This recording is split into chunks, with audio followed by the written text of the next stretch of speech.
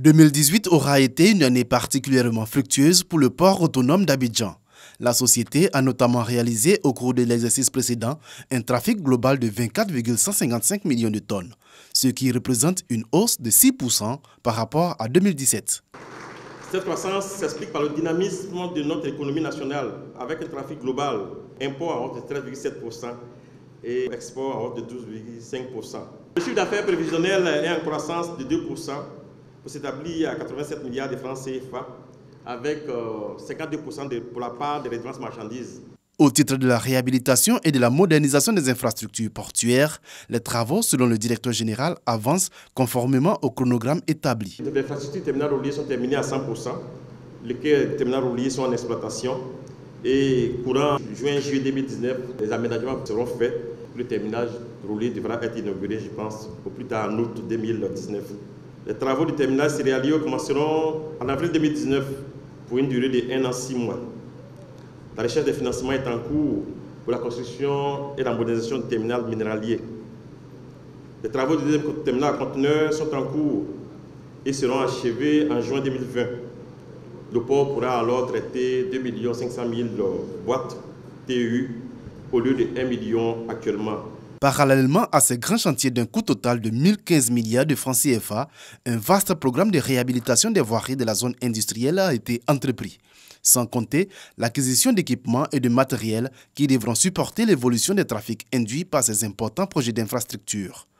Considéré comme un des poumons de l'économie ivoirienne, le port autonome d'Abidjan compte aujourd'hui 1449 agents.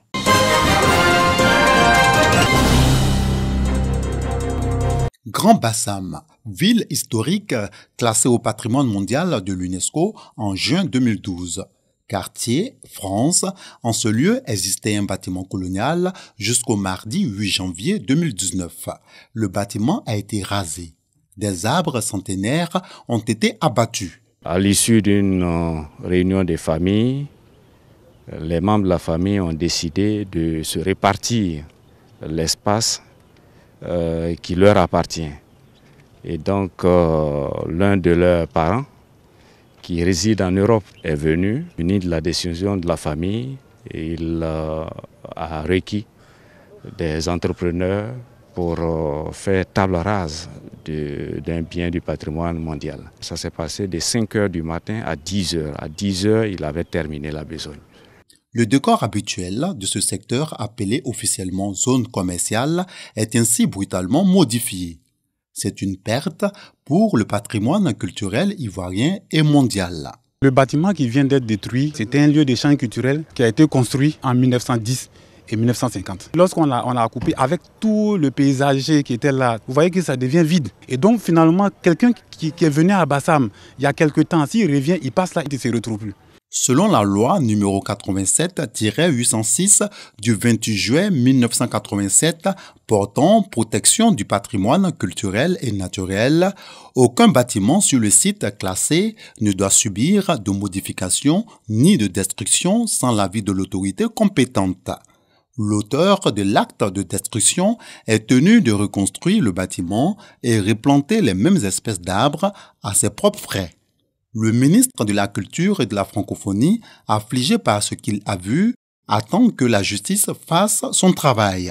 Depuis que le bien a été classé, nous avons procédé à des séances de sensibilisation. Donc si ils ont démarré à 5 heures du matin, au moment où les personnes dorment, c'est parce que ça veut très bien que le bien est protégé. C'est un acte qui est passible de sanctions pénales et pécuniaires très fortes. Et c'est pour cela que la personne est mise aux arrêts. L'État de Côte d'Ivoire, de son intégrité, a porté plainte pour destruction de biens appartenant au patrimoine national et au patrimoine mondial. Il y a des pays qui ont des dizaines de biens inscrits. Cela leur apporte du tourisme économique, cela apporte du développement.